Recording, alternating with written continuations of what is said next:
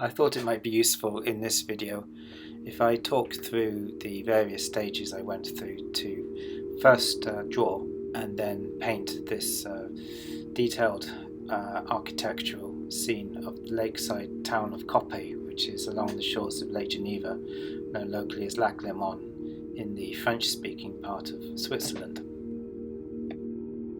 Anyway, if you're familiar with this channel, welcome back, and if you're a subscriber, thanks very much. I hope you're finding the content useful. I'm trying to upload a bit more frequently. If you're not familiar with this channel, Sea Bean Gallery is effectively myself, and I'll do a video one day why I use the word sea bean, but that's for another time. Essentially, this is a channel where I post videos of the process I go through to sketch watercolour paintings, usually relatively small paintings, landscapes and architectural scenes. I also post videos where I review some of the artist materials I use or other materials that are on the market that might be useful. This is a really important part of the creating process and something I enjoy as well. So if you think this sort of content is going to be useful, whether you're a beginner, intermediate or even experienced painter, then please consider subscribing or at least liking this video. That type of thing really helps a lot, so thank you. Well, we'll get into the main body of the video then, which is a slideshow, like I say, showing the process I went through to sketch and then paint this scene. And effectively what I did, I took photos at the various important stages of developing this painting, and I thought it would be useful to talk through that. We join in the process at this stage of the painting. You can see it's fairly well developed already, and the first mistake I made, and I don't know why I did this, because I'm right-handed, so normally when you're right-handed you start at the left-hand side of the page and work your way across.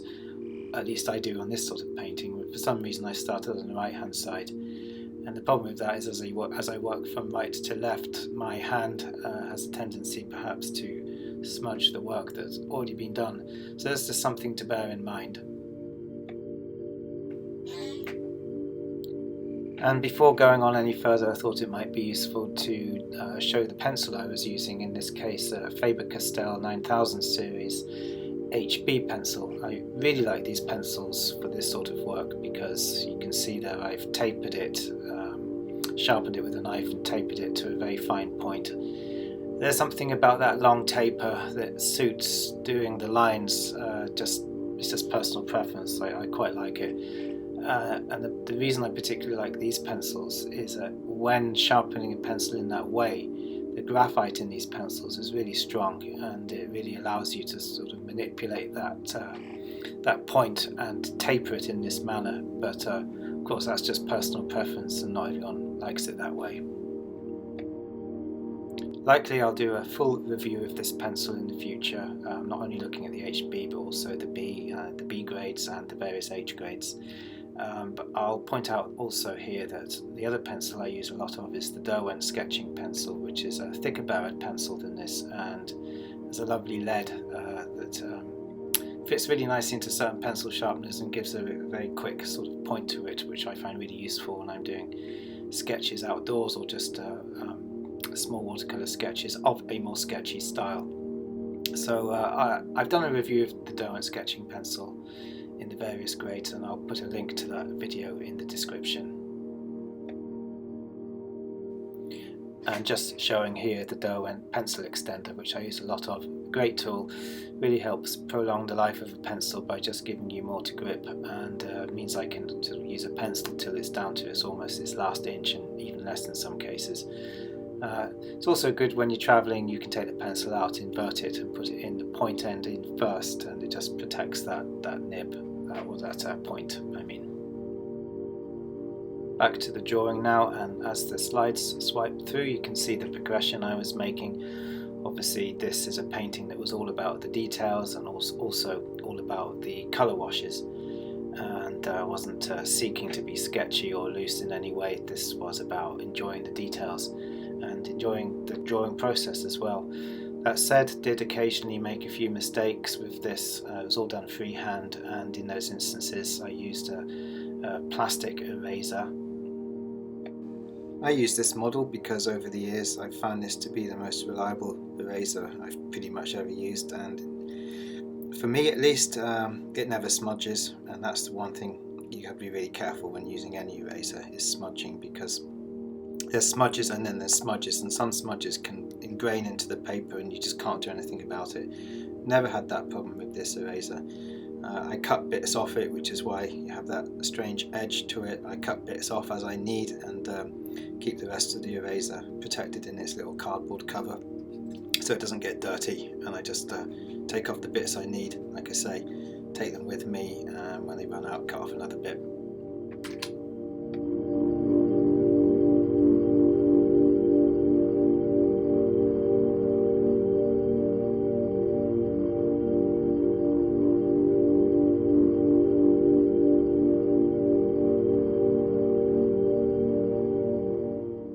Not far from finishing now.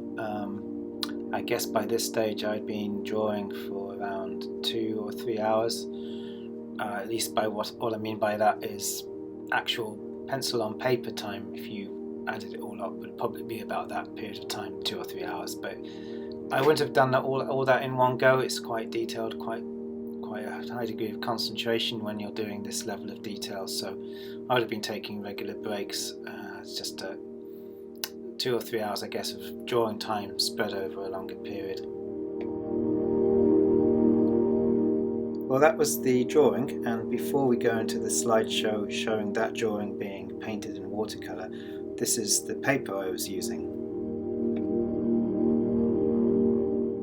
It's Arches hot pressed watercolour paper, and actually if somebody knows how to pronounce this properly, please let me know in the comments in some way. I don't know how you say it, if it's Arches or Arch. I've heard it said in various ways, but anyway, probably one of my favourite watercolour papers. This is the hot pressed variety, which is the smoothest of the three. They come in cold pressed, which is also called knot, but it's sort of, that's the medium texture. Then rough, which is the roughest texture, and hot pressed, this is the smoothest texture, and it's my go-to paper when I do architectural scenes or building scenes, and also sketchy scenes. It's like cartridge paper, but only it has that robustness of watercolour paper and the better absorbency rate of watercolour paper. That said, hot pressed paper is generally the least forgiving of different watercolour papers. I also use Sennelier hot pressed watercolour paper, and I've done a review of that. See the video description for that. In this instance, it's in a block where all 4 sides are glued together, and so you don't need to stretch the paper. It's not the same as properly stretching watercolour paper, but it does help, and it's a nice surface to work on. By that I mean it's not too hard and it's not too soft.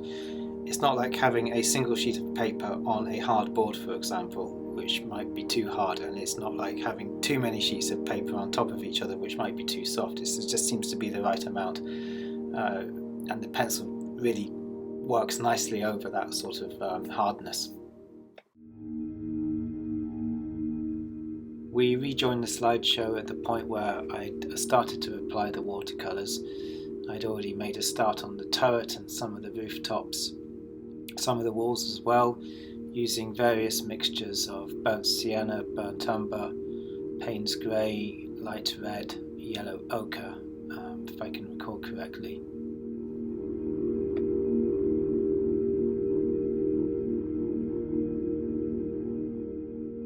And this is the watercolour tin that I always use, and I have that in whole pans of watercolour. I don't use tubes and I don't use half pans. I've just found over the years that whole pans are nicer. I think it's easier on the brush as well. It's actually a little bit easier to pick up the colours from whole pans. With half pans there might be a tendency to stick the tip of the brush in to try and pick out the colour. And there's only so much wear and tear brush, especially sable brushes, can take. And in terms of the colours that this tin contains, starting from the top left we have Naples yellow, and then French ultramarine, burnt umber, I think that's Payne's grey, Hooker's green, alizarin crimson, burnt sienna, and then down at the bottom left to right, cadmium red, Windsor blue, lemon yellow, cerulean blue, light red, cobalt blue and yellow ochre. And that little colour in the middle, I think that's cobalt turquoise light. It's one of those special colours that can't really be mixed, and yeah, I use that for certain bright sea colours, for example. And this is a palette that obviously it's taken me a while to land on, and where you go through various stages of experimentation with a colour palette until you find one that's suitable for you. And although I've got 2, 4, 6, 8, 2, 4, 6, 12, 4, 15 colours here. You don't need that many, and I almost never use 15 colours in a painting. It's just that over the years I now know that each of those colours will at some point serve a purpose in some painting, and the colours are arranged in the way that I mix them. So for example, top left I have Naples yellow. I often use that as a background sky colour, over which I'll then put some blues and greys, and the greys would often be mixed with French ultramarine and burnt umber, which is why those two colours are together, and often French ultramarine is a useful sky colour, and so that sort of explains the arrangement of the colours in this tin.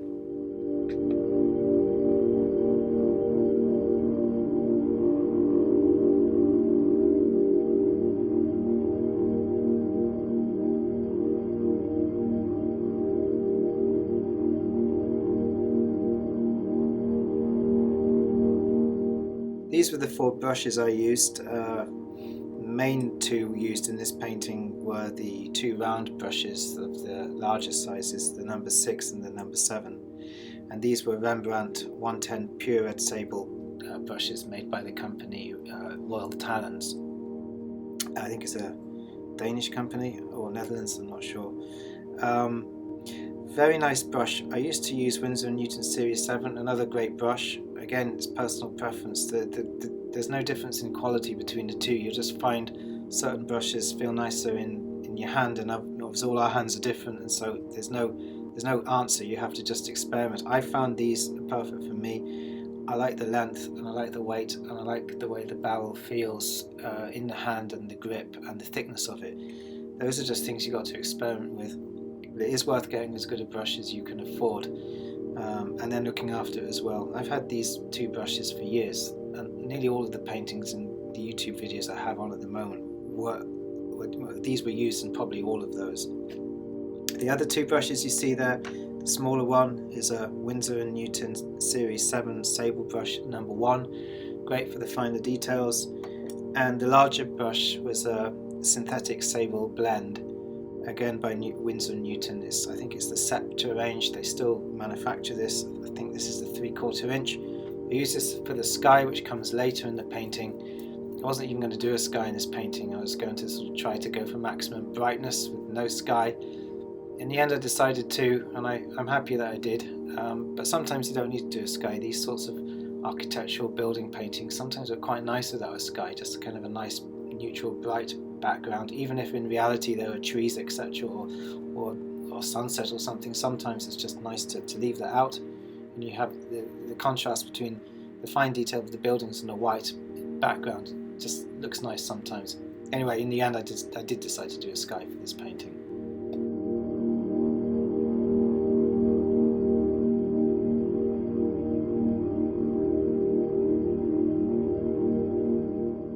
Quite far into the painting now, not far from finished, working my way from right to left and then down, and although there were defined boundaries within which to paint, it wasn't like a colouring in exercise, because obviously within each of those boundaries it's not just a flat application of colour trying to make it as even possible. You're trying to emulate the weathered effect of the buildings. So if we look at the left-hand building wall, for example, where the windows left unpainted, that was a mixture of yellow ochre, and I believe, if I recall correctly, that was mixed into a pre-existing grey just to dull it up a bit, make it give that weathered effect. And then whilst that was still wet but not too wet, otherwise the paint would have just got lost in it, you would drop in a sort of various greys and various browns, and that would give the weathered effect.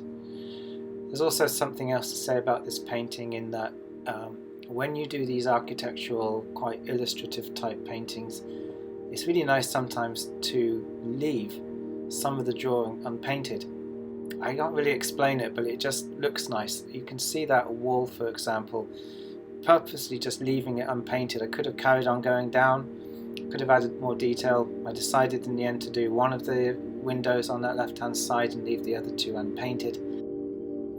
I think that approach helps when you have a painting as detailed as this, and you see a lot of other artists who do these sorts of paintings.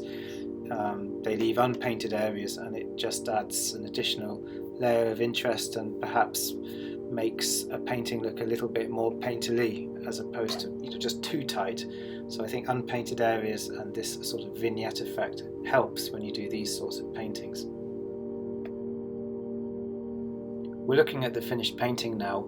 The difference between the last picture is you can see that the shadows being cast from the right hand side buildings are now cast onto the road, and you can see the way the sunlight is coming through the gaps in the buildings, shining through those gaps. That effect showing on the road and in the sides of those right hand side buildings, particularly just below the turret. And that was one of the things that really attracted me about this scene. And also I did in the end decide to add that sky. It was a very simple affair of just a Naples yellow base, and I can't remember the blue I used, but looking at that, I don't think it was a straight blue. It looked like it might have been a bit of cobalt blue, cerulean blue, and maybe even French ultramarine added into it again as well.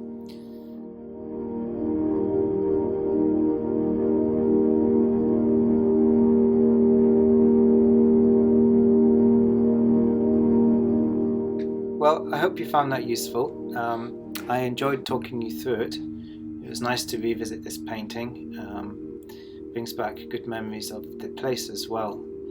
And if you found that useful, and if you would like to see more content like this, don't forget to press subscribe and also hit that bell button, because that will give you a notification when new videos are uploaded, and that would be much appreciated.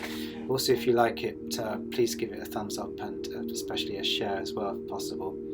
And finally, I do have a Patreon account where you have the opportunity to support this channel, and there will be a direct correlation between the amount of patrons I have and the content and the type of content. In other words, the more patrons, the more content I'll be able to upload and dedicate to it. From your perspective, if you become a patron, depending on the tier that you support at, you'll also get signed prints that I'll personally send to your address, or originals as well. So you get something back aside from the content as well. Anyway, sorry for all of that, but thank you very, very much for watching, and look forward to sharing the next video with you. Bye bye.